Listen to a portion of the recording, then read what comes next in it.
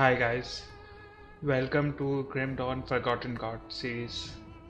This is going to be my first playthrough and I'm going to be doing a little bit different.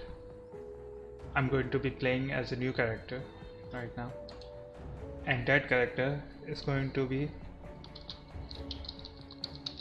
yep, you guessed it, Night King. So it's going to be a sort of, you know, role-playing-esque build for Forgotten Gods. Let's get started. I'm using Grimalian mod, by the way. What this mod does, it adds quite a bit of masteries into Grim Dawn. If you guys don't know, Grim Dawn is kind of a action RPG similar to Diablo 3 if you're familiar, or Diablo 2 if you're an old school gamer like me. Still drawing breath, I see. You're one lucky bastard, I'll give you that. Best go speak to Captain Bourbon right away.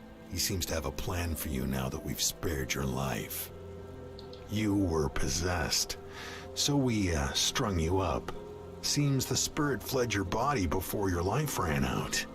I'd have left you to hang, but the captain had other plans. He sees some purpose in you, and I'm not going to argue. He's up the road, in the courtyard. Don't... So as you heard just now, you are possessed. So sort of like we can assume that we were possessed. The bodies of the dead are rising again in some horrible unlife. Corpses don't just get up and move around on their own. Something is reanimating our deceased with ethereal energy. We have observed the dead for some time, and they appear to be flooding Lower Crossing from the Burial Hill, just beyond town. I want you to go to the Burial Hill, find whatever is controlling these abominations, and destroy it. You will need to fight your way through Lower Crossing. Once you've crossed the stream on the far side of town, there will be a beaten path leading up to Burial Hill. I know I'm asking a lot of you, but I'd be asking a lot of my people to welcome you with open arms, too. Help us in our hour of need, and I will open Devil's Crossing to you. So this is kind of our backstory right now. What is it now?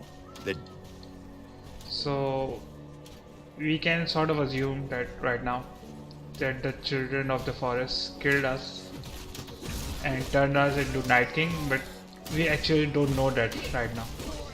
We actually think that we somehow survived and are living, and over the series, throughout this game, we will slowly try to uncover that we are actually the Night King, and we are also part of the Ethereal's faction, if you want to call it, who are trying to raise the dead.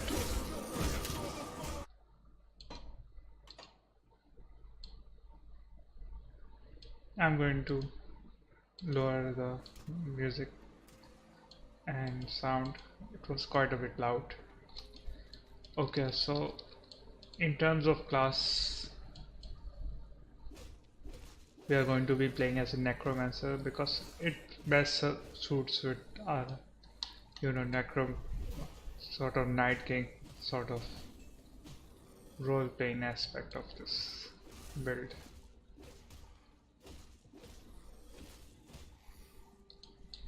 Okay, so as you can see, these are the masteries, and by using the Grimalian mod, you can see there are a lot more masteries than there usually are in the vanilla game.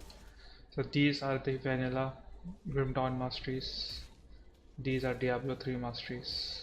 This is the, what's it called, Titan Quest masteries, and this is the Zenith mod masteries.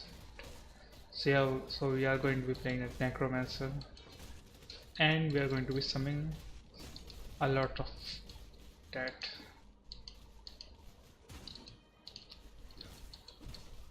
There you go.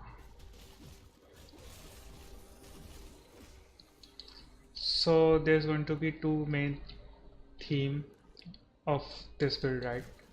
First is going to be raising dead, That's one going to be first part of our build. Second part of our build will be focusing on cold damage.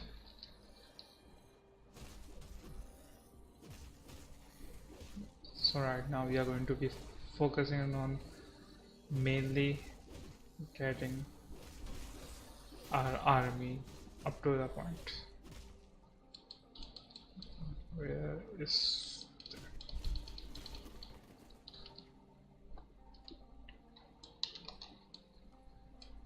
there it is.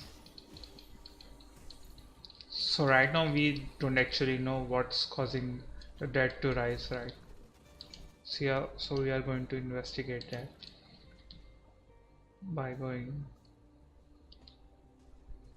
to the swamp.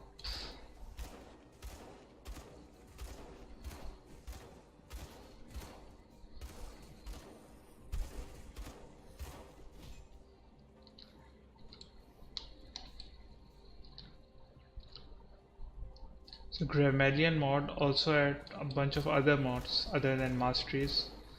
So it also adds Grimus mod, which adds a bunch of. It mainly increases the number of mobs on screen, as you can see,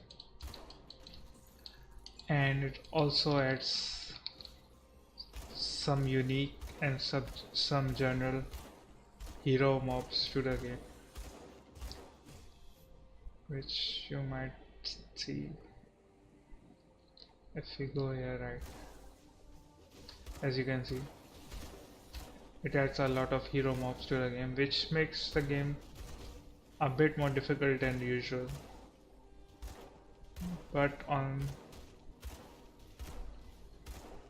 basically, let me just kill him. It does increase a lot of mobs, but it also increases the amount of experience we get. So it sort of balances out. We are going to do have to be careful because these hero mobs can kill us very easily.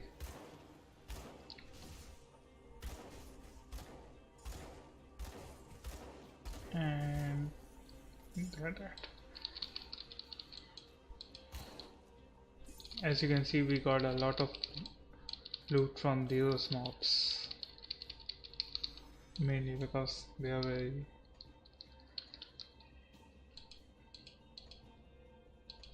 they were hero mobs, so they drop more loot than usual. Okay, so let's see if we got any. This is better.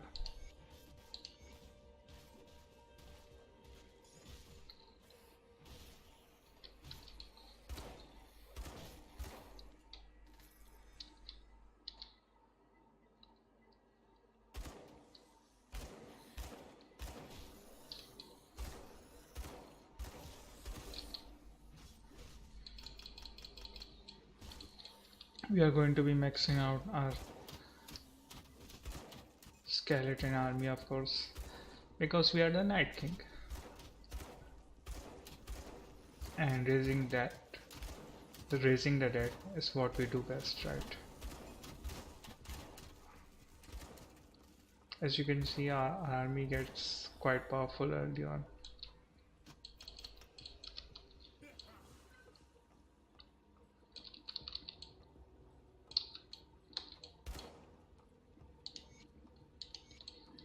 Another reason I liked Grim Dawn Necromancy over other Necromancy masteries is because I love this skill. So what this skill does, the more points you invest in it, the more powerful units you get. So as you can see, this is our archer, right now. If we summon this, we might even get a mage unit, or we might get a stronger warrior. So if we max this out, you will be able to see that you get quite a lot of unique units, unique undead units. So instead of just having a copy of one like skeleton a dozen skeleton clicking around, you get varied types of units which synergizes with each other.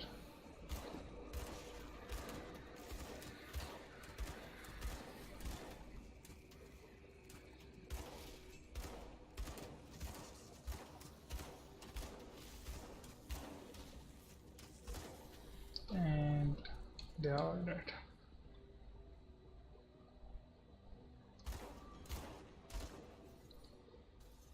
So this will be a let's play series.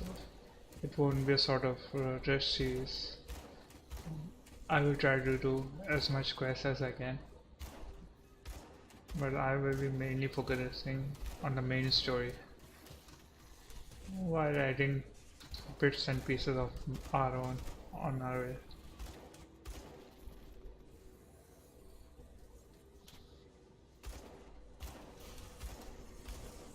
We are level 6 now.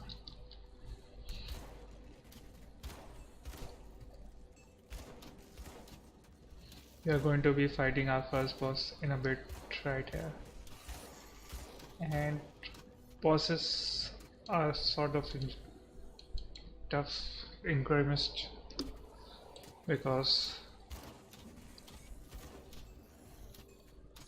let me just show you. So right now if Grimace wasn't installed, right, so you will be able to, you will basically have to fight only one boss monster, right? But if we go here, if Grimace wasn't installed, we will be fighting only this mob, but as you can see, we have to fight two more mobs. They aren't that difficult, but Grimace adds a lot of boss mobs into the game and it can get tough at times, but it's quite fun. And we have a lot of mobs right here.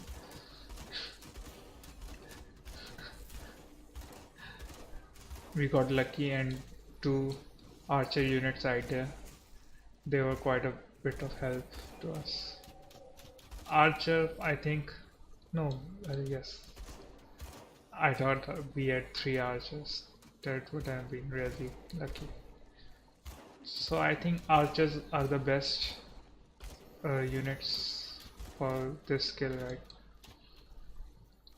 After archers, that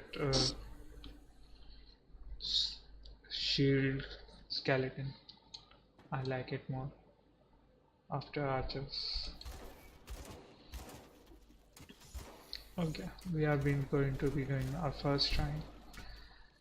So those of you who haven't played Grim Dawn, by doing these shrines we get devotion points, and we can use this devotion point on this huge skill tree. So every shrine gives us 1 point and we can invest these points to get unique skills.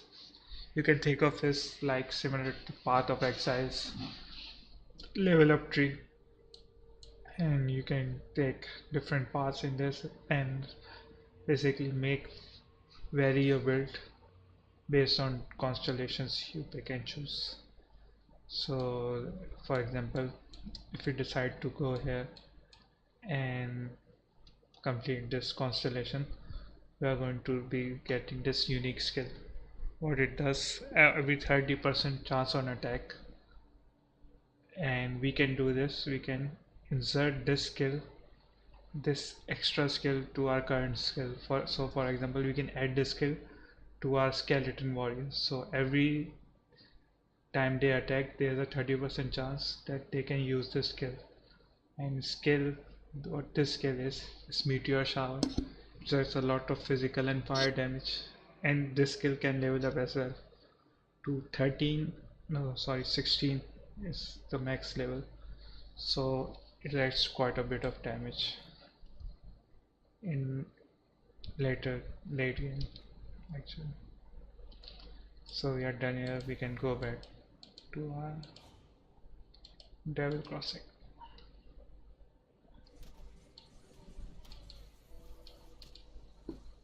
undead attacks have slowed and their numbers are thinning. I take that as a sign that you've dealt with the source? A creature was doing this? Disturbing. Thanks to your efforts, we may yet hold out here a little longer. I've sent word to the gate guard. Speak to him and he should let you in. I need some time to plan our strategy. In the meantime, there are others around Devil's Crossing who could... Don't worry, John. We will be killing those dead for you for now. You don't remember anything, do you? You'll be looking... Did you bring back the 8th? Excellent. I have to say it. This is what I love about this game. So you can pre-complete quests in Grim Dawn. What I mean by that is, if you have the required, for example, the requirements of quest completed. For example, a quest gives you, let's say you have to kill 10 zombies, right? So if you kill them before taking the quest, you can complete them. You can basically complete the quest without having to do the quest requirement again. So let me show you. So this next quest right here, this guy, he needs 5 scrap. So right now we don't have really any scrap. Oh, we have 2 scrap right now. So if we come here, this is our stash, and this is our shared stash, and I have a bit of extra scrap left over from other playthroughs. We take this, now we have 5 scrap, which is the requirement for our quest.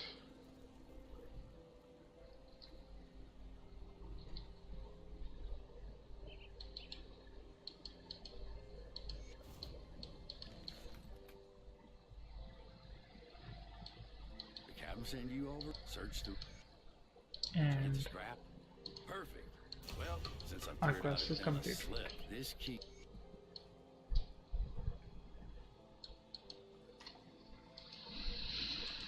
Okay, so what this quest is basically lizard, kind of smelly lizard things is poisoning our water supply, and we have to play the part of an exterminator and kill all of them.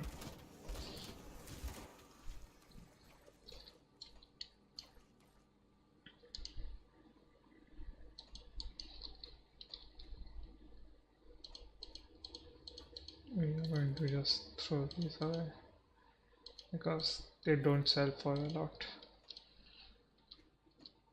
There's no point in keeping them in my inventory.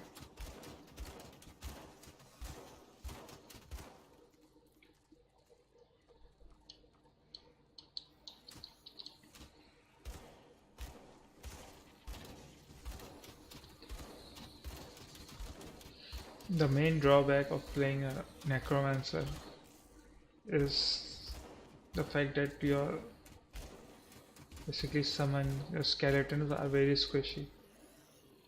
Even right now, because we are playing Rebellion, there's quite a bit of chance that you lose all your summons, which can be devastating during the boss fight, because even though you summon 3 at a time, it's on a very big cooldown right now.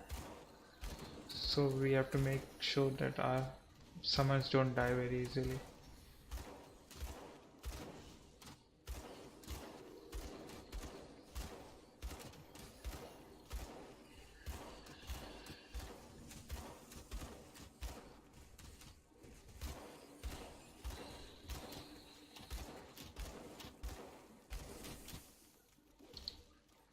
And we are going to be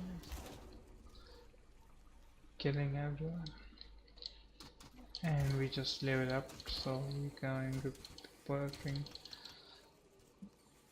Oh, we have a lot of points.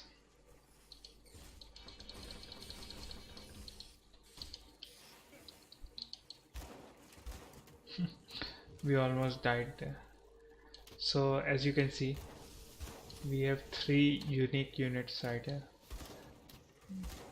This is the warrior unit with shield, and this is our summoner. It uses magic attack, and we have a unique archer.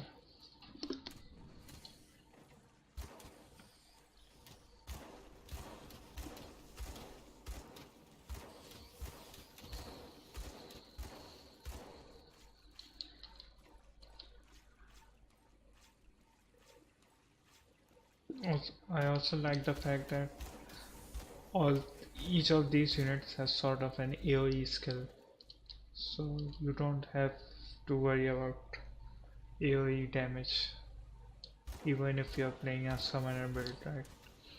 Because this used to be a sort of weaknesses of summoning build, that summons usually lacked AoE damage, but not in this case.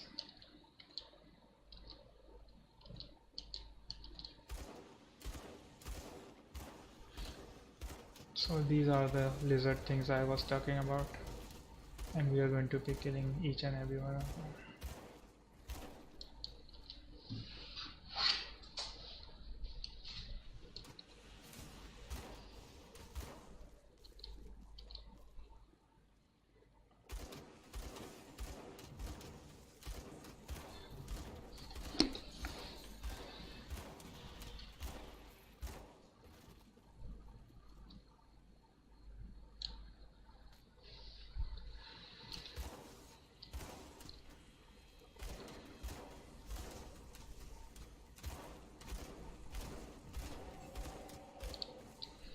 And we are going to be coming towards our second boss of this game, and this is quite a bit tough, as you might see. You have to be very careful right here. You see this? If we didn't just back up right away, we were probably dead right there. So you have to be very careful.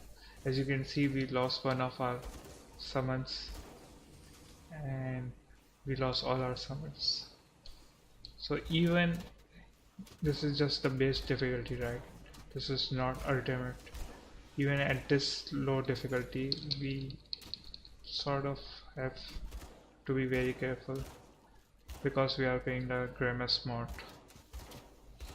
Luckily our pets are very strong right now, and it killed 2 of our bosses.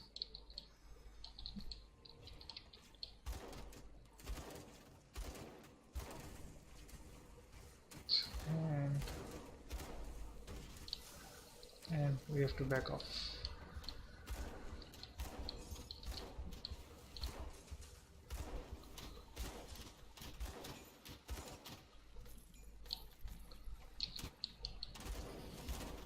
And most of the thread is over. That was quite tough.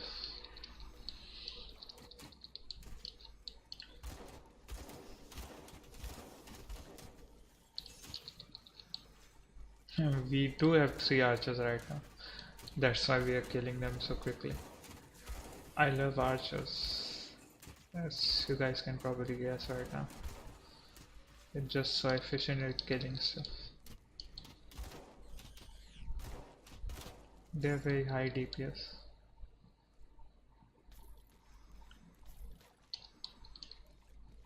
Okay, so let's see if we can use some better gear.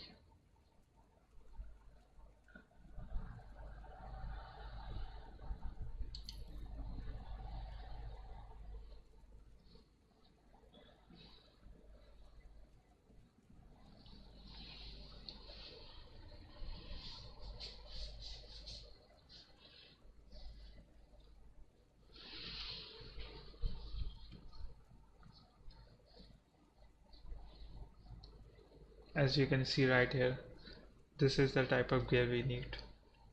The gear which gives bonus to our pets, so this is going to be very useful for us. 6% health might not seem that much, but it adds up quite a bit.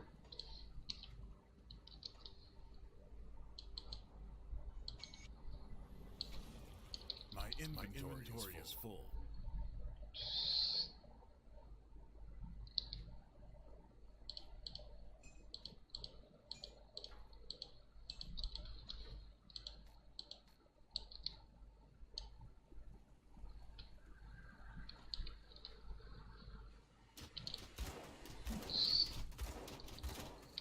Okay, well, now we can head back to Devil's Crossing. You can think of Devil's Crossing as sort of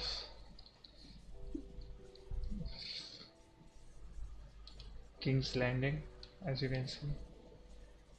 This is sort of the middle ground of all of this area. This, you can sort of think of this as the north, because it's in the north, and it's very similar to Winterfell. This Dorwin Gate right here, Darkvale Gate, and even though this is not in the west, you can think of this as Westeros, right? Very lush green areas, and this right here, can we, I don't know, something I guess. Okay. Okay. In Grim Dawn, there's sort of a special mechanic for skills, right? You can see these links right here. What this does, every skill, you can see this is a square. So square abilities are the abilities you can cast, right? And circle abilities are sort of passive abilities.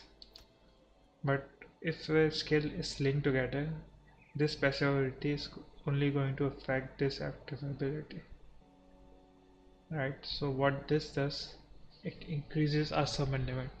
So as you saw before, we had 3 skeletons, right? So even though we have 4 summon limit right now, and we can summon another one, we can only summon one at a time, because this does not say you can summon additional pet. It says you can only increase our summon limit. So if we press Q right now, we are going to, we now have 4 units, as you can see, because it increases our summon limit. So we are going to be maxing this ability, or we are going to be putting 9 points in this. So we are going to have 7 I'm still waiting. skeleton army. If you, okay, so I'm going to be adding a break right here. Hope you guys enjoyed this series for now. My Night King build in Grim Dawn using Grim Alien. Hope you guys come back for episode 2.